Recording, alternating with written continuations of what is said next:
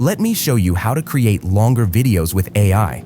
First, click on Start Chat, then type the movie you want to create. In this example, we're going with SpongeBob. You can use that output as an image prompt in Higgsfield. Go to the Image tab in Higgsfield. Paste the prompt you got earlier. Make sure to use the Nano Banana Pro model. Then click Generate. You'll get images like these. Now click on Video and go to the Video tab. Choose the model VEO 3.1 and upload 2 images.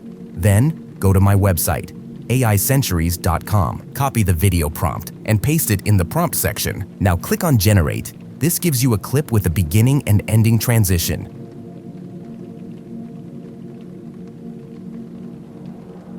Open CapCut and import the videos you just made. Go to the end of the video and tap the 3 lines icon. Click Export Still Frame. Export that frame and go back to Higgsfield. Now use that frame as your new start frame. Add a new end frame too. This will generate a new clip that continues from where the last one ended.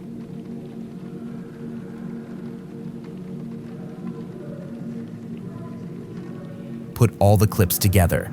You can keep repeating this process to make longer and longer videos, like this one.